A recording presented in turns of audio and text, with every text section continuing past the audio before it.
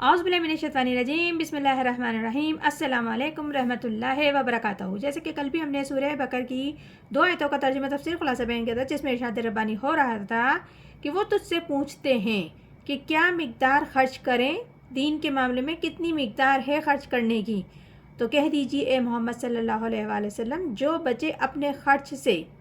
اسی طرح بیان کرتا ہے اللہ تعالیٰ تمہارے واسطے احکام تاکہ تم سوچ لیا کرو دنیا اور آخرت کے معاملات میں۔ آگے ارشاد ربانی ہے وَيَسْأَلُونَكَ عَنِ الْيَتَامَى، وہ تجھ سے پوچھتے ہیں یتیموں کا حکم، یعنی کہ اس آیت میں بتایا جا رہا ہے کہ وہ لوگ اب آپ سے سوال کر رہے تھے یتیم بچوں کے اخراجات کے بارے میں، کہ ان کے اخراجات علیحدہ یا شامل رکھنے کے حکم کے بارے میں معلوم کر رہے ہیں۔ قُلْ إِصْلَاحٌ لَهُمْ خیر، تو کہہ دو ان کی مصلحت کی رعایت رکھنا بہتر ہے۔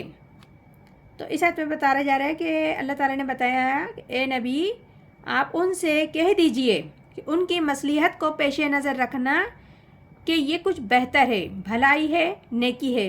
اصل میں سورہ بنی اسرائیل کی ایک آیت سامنے تھی کہ اس میں ارشاد ہو رہا تھا کہ یتیموں کے مال سے بالکل دور ہٹ جاؤ، قریب بھی مت جانا، یعنی کہ اپنے اموال میں شامل کر لو تم ان کے اموال کو، یعنی کہ ان کے مال کو پھر انصاف نہ کر پاؤ، اچھا تمہارا ہو جائے، بچا کچا ان یتیموں کا ہو جائے، جبکہ خرچہ دونوں کا بالکل برابر شامل ہے۔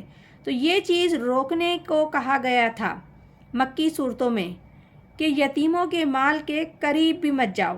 اب صحابہ اکرام کے لیے تو جو چیز آ جاتی ہے تو وہ فوراً اشارہ کافی ہوتا ہے ان کے لیے، وہ فوراً ایکسیپٹ کرتے ہیں، انہوں نے فوراً عمل کیا اور انہوں نے ہانڈیاں الگ الگ کر لیں، ان کا خرچہ الگ کر دیا۔ تو پھر رب العزت نے فرمایا کہ مقصد یہ نہیں تھا، بلکہ مقصد یہ تھا کہ تم ان کے مال ہڑپ نہ کر جاؤ، بلکہ ان کے لیے اصلاح کرنا بھلائی اور خیر ہے۔ پھر آگے ارشاد ہو رہا ہے وَإِن تُخَالِطُوهُمْ أَخْوَانُكُمْ، اگر تم شامل رکھو ان کے ساتھ خرچے کو تو وہ تمہارے بھائی ہیں۔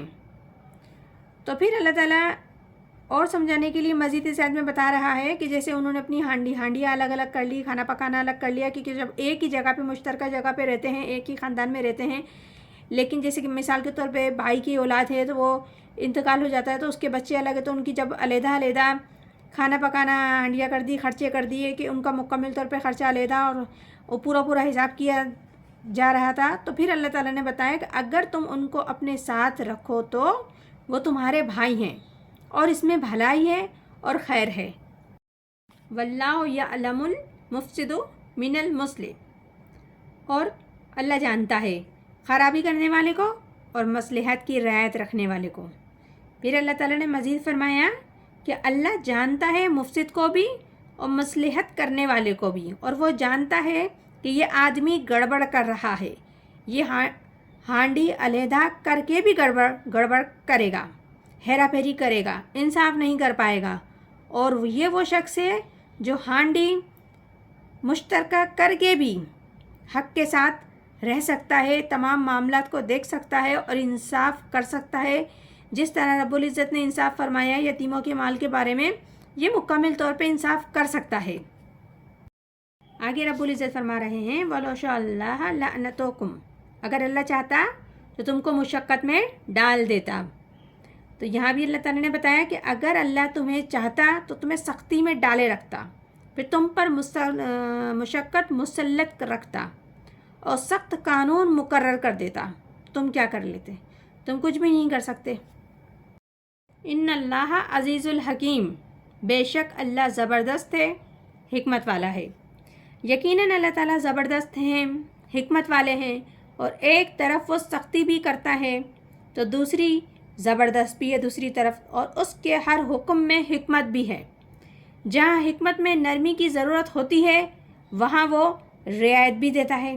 یہی اللہ تعالیٰ کا فضل ہے، یہی اللہ تعالیٰ کا کرم ہے۔